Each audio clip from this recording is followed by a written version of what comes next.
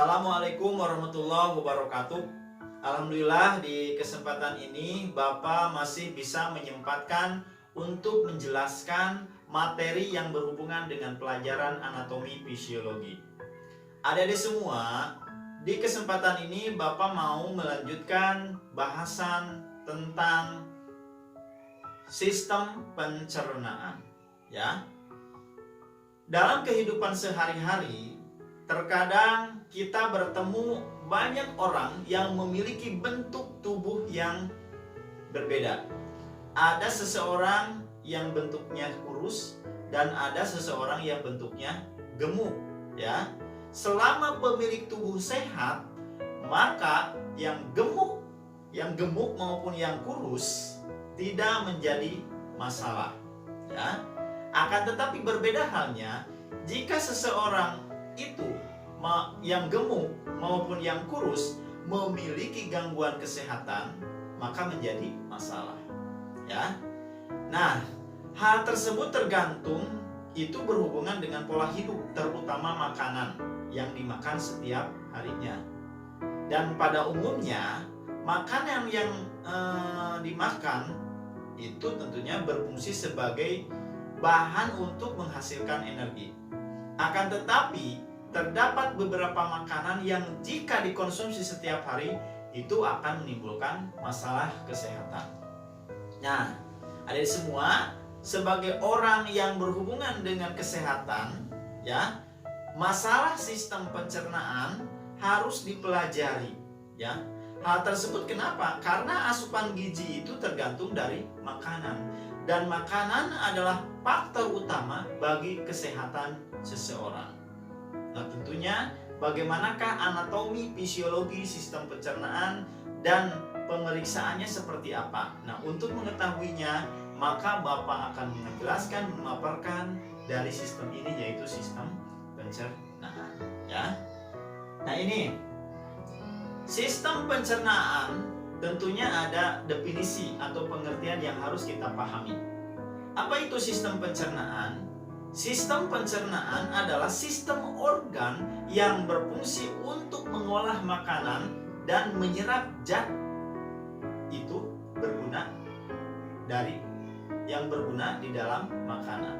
Jadi nanti si makanan itu akan diolah tentunya dengan apa? Dengan organ yang ada di dalam sistem pencernaan.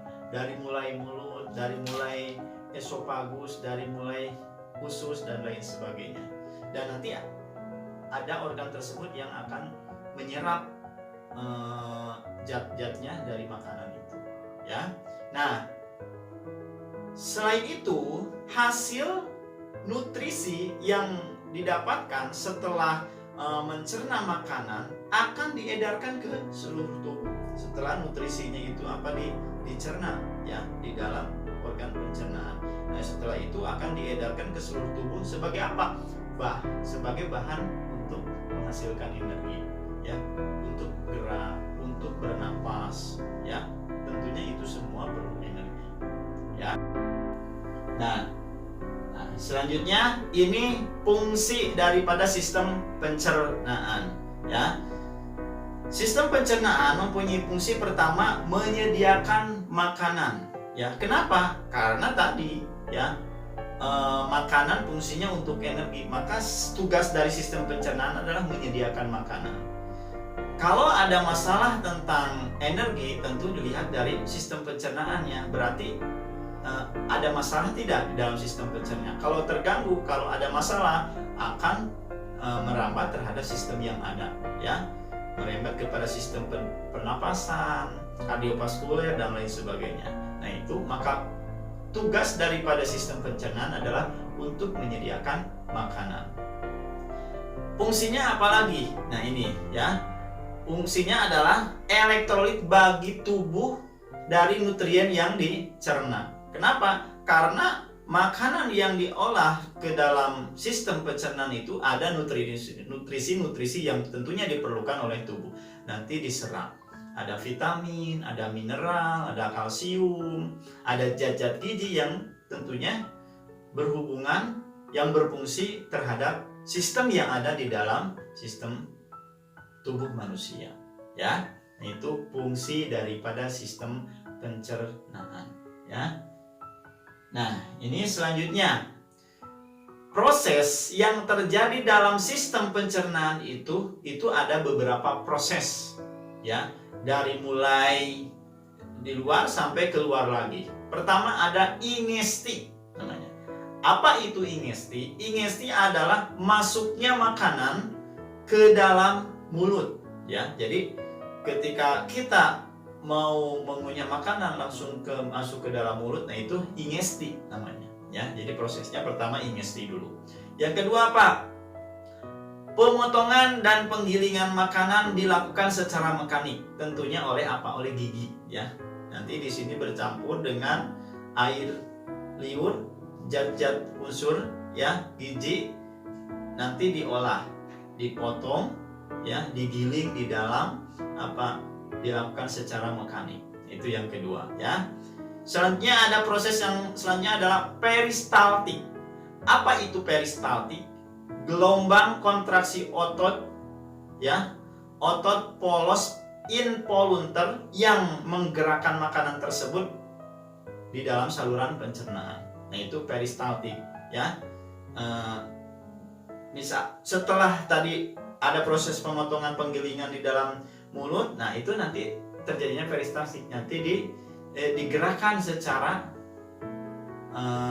tidak sadar, ya, involunter, tanpa disadari dan adanya gerakan. Jadi masuk dari kerongkongan masuk ke dalam lambung masuk ke dalam saluran yang lain, dalam organ yang khusus, ya, sehingga akhirnya sampai. Nah, itu namanya peristaltik, ya, proses pemindahan dari organ-organ yang ada di dalam sistem pencernaan. Selanjutnya ada proses digesti, ya. Apa itu digesti? Digesti adalah hidrolisis kimia, penguraian, ya, yang tadinya bentuknya bulat, bentuknya kubus dan lain sebagainya, molekulnya besar yang tadinya menjadi molekul yang kecil. Nah, itu digesti. Jadi penguraian. Setelah menjadi bagian kecil diuraikan lebih kecil lagi, lebih halus, itu nanti akan diabsorpsi di dalam pencernaan, ya. Itu namanya digesti, ya, proses penguraian. Nah, terus absorpsi. Nah, tentu ini nanti di dalam organ pencernaan yang lain, misalkan usus, ya. Nah, itu proses absorpsi atau pergerakan produk akhir sistem akhir pencernaan, ya, dari lumen, ya, dari lumen saluran pencernaan ke dalam sirkulasi darah dan limfatik masuk ke dalam usus. Nah, itu nanti ada apa? Absorpsi, diserap ke dalam pembuluh darah atau pembuluh limfa, ya. Nah, itu absorpsi. Jadi proses penyerapan nutrisi-nutrisi yang ada di dalam makanan. Nah, setelah diabsorpsi, apa proses akhir?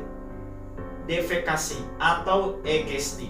Nah, ini biasanya proses eliminasi zat-zat yang zat-zat sisa yang tidak dicerna lagi, yang tidak dibutuhkan lagi.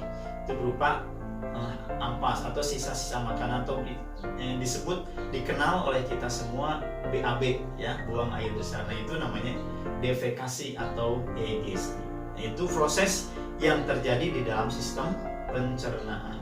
Ada ingesti, ada pemotongan, ada peristaltik, ada digesti, ada absorpsi dan defekasi atau egesti. Nah, itu perlu ada di semua tahu dan paham, ya. Nah, selanjutnya ada yang namanya organ pencernaan. Nah, ada di semua organ pencernaan ini terdiri daripada organ-organ yang ada di dalam sistem pencernaan. Ada mulut, ada tenggorokan, ada kerongkongan, ada lambung, ada usus halus, usus besar, anus, dan kelenjar pencernaan. Nah, yang pertama adalah mulut, ya, atau yang dikenal sebagai aris. Nah, bagian di dalam organ mulut ini dilapisi oleh yang namanya selaput lendir, dan di dalam mulut ini terdiri dari beberapa bagian penyusun seperti ada meliputi gigi, lidah, dan tentunya ada kelenjar saliva, ya. Nah, saliva di dalam mulut ini terdiri dari kelenjar salipa apa saja, yaitu ada yang namanya parotis, submandibula, dan sublingual. Nah, itu yang berfungsi membantu mengolah mencerna makanan di dalam eris atau mulut. Yang kedua, tenggorokan atau faring. Nah, tenggorokan ini terdiri daripada tekak dan nasofaring yang pada bagian superior. Itu yang kedua.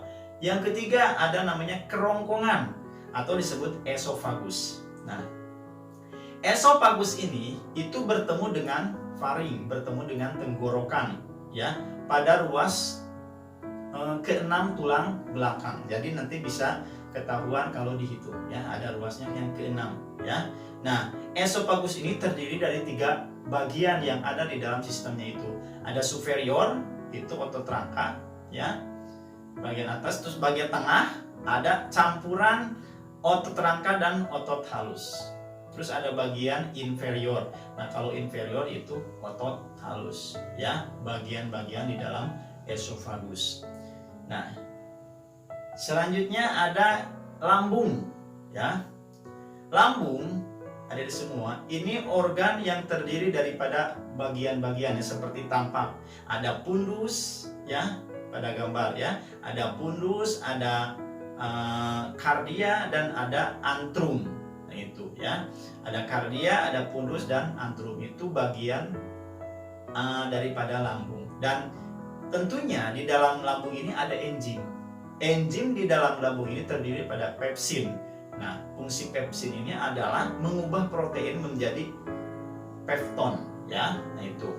Selanjutnya ada renin. Ya, renin ini fungsinya mengendapkan protein susu menjadi kasein, ya. Nah, itu renin. Terus asam klorida, itu enzim-enzim yang ada di lambung, ya. Ada pepsin, ada renin, dan asam klorida. Nah, lambung juga itu memiliki pH yang tentunya pH-nya asam. Nah, kenapa asam? Itu tentu ada gunanya. Gunanya itu adalah membunuh kuman penyakit yang masuk bersama makanan serta mengaktifkan pepsin. Nah, tadi pepsin fungsinya sudah tahu. Jadi nanti walaupun makannya ada mengandung bakteri, nah itu nanti oleh asam lambung itu dihancurkan, ya. Makanya ketika perut kosong, ya, si organ lambung itu melakukan fungsinya sehingga akan mengeluarkan keasamannya untuk menghancurkan makanan. Itu lambung, ya. Selanjutnya apa lagi? Nah, ini. Selanjutnya usus halus. Nah, usus halus ini terdiri dari 3 lapisan. Ada tunica mucosa, ada tunica muscularis, ada tunica serosa, ya.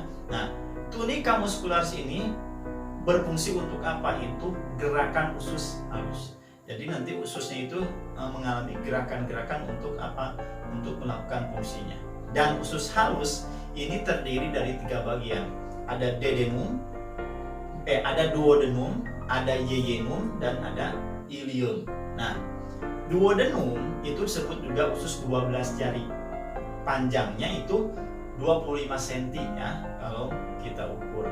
Dan diameternya itu 5 cm, ya.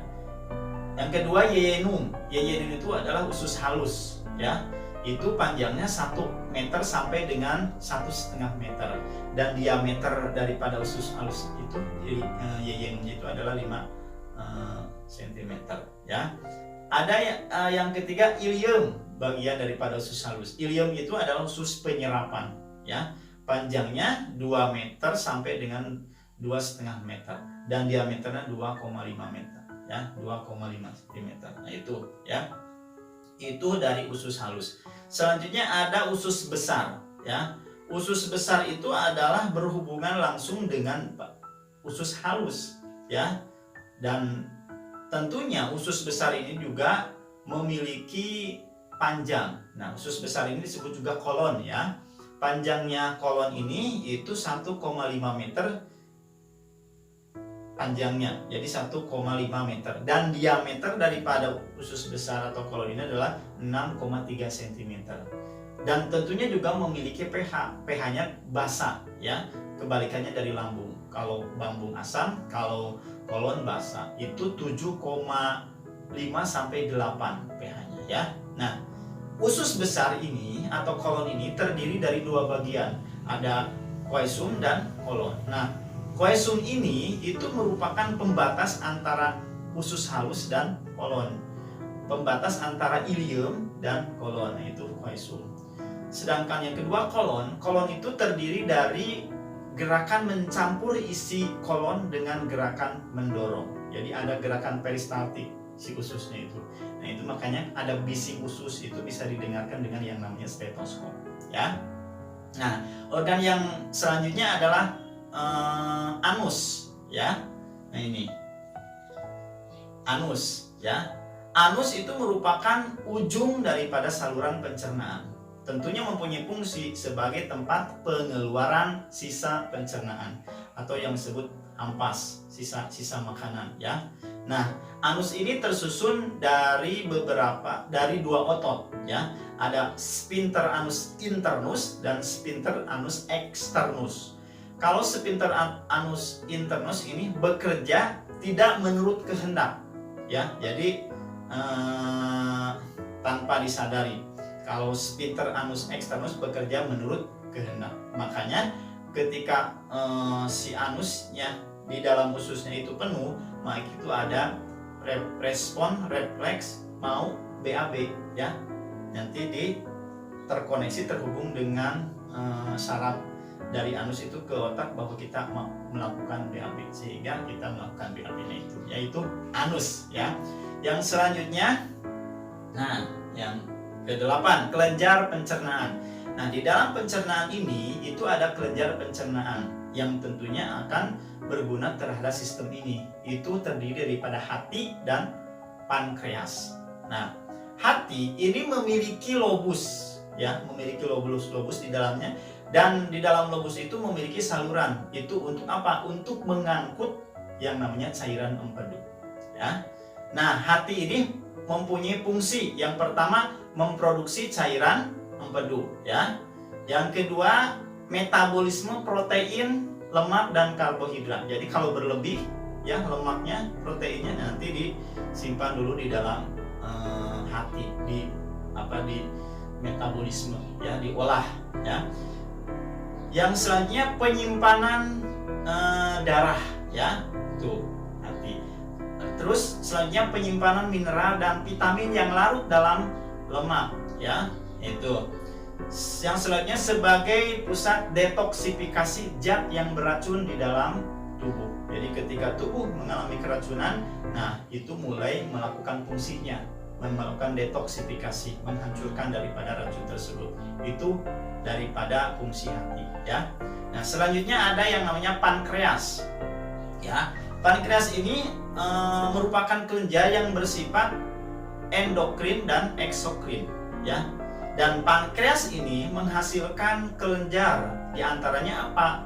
Ada tripsinogen ya, ada kimotripsinogen, ada peptidase, ada lipase, ada amilase, ada nukleus, dan ada bikarbonat. Itu enzim-enzim yang dihasilkan dari pankreas ya. Nah, itu. Nah, selanjutnya ada yang namanya mekanisme pencernaan ya. Nah, di dalam mekanisme pencernaan, sistem pencernaan ini ada beberapa mekanisme.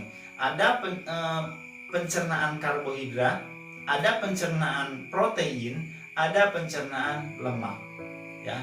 Yang pertama, mekanisme pencernaan karbohidrat.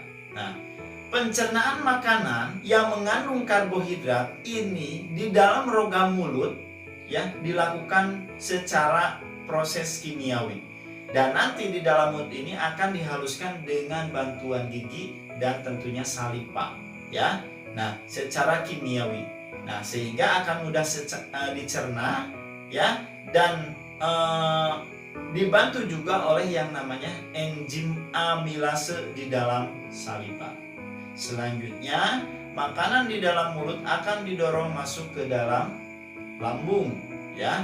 Nah, di dalam lambung makanan yang mengandung karbohidrat juga akan dicerna ya, secara kimiawi juga dengan oleh asam klorida. Nanti dihancurkan lebih halus lagi, ya. Selanjutnya makanan akan masuk ke dalam usus, ya. Dan dinding usus yang memiliki kelenjar, ya, akan mengeluarkan sebuah enzim yang namanya enzim amilase, ya, sehingga terjadi proses pencernaan secara kimiawi di dalam usus halus, sehingga akan terjadinya penyerapan nutrisi yang simultan, diabsorpsi masuk ke dalam darah dan diedarkan ke seluruh bagian tubuh yang diperlukan.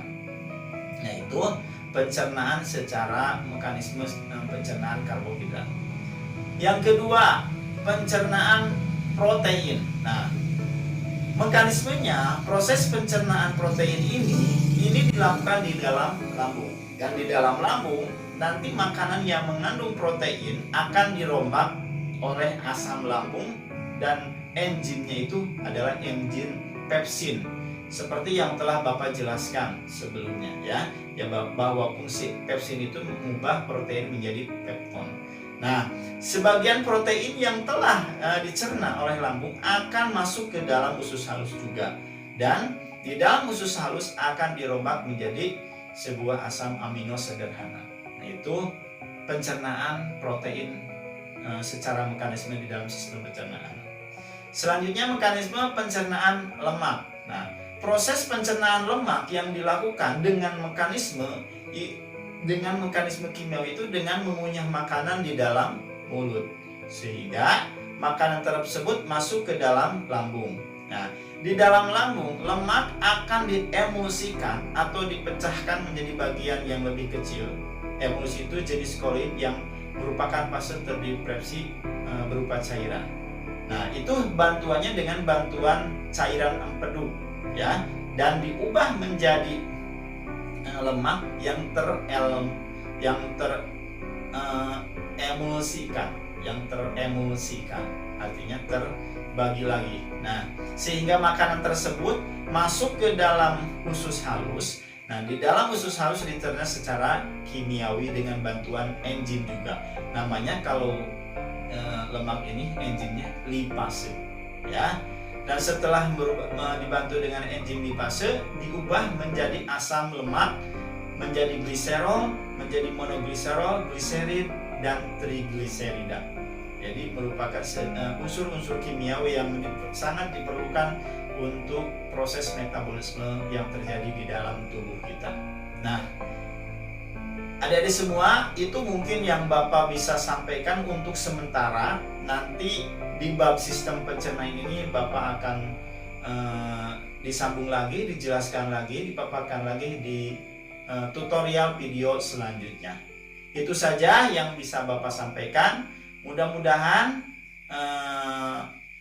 bab ini, sistem pencernaan ini, adik-adik bisa memahaminya dengan baik. Terima kasih atas perhatiannya. Wabillahi taufiq wal hidayah. Wassalamualaikum warahmatullahi wabarakatuh.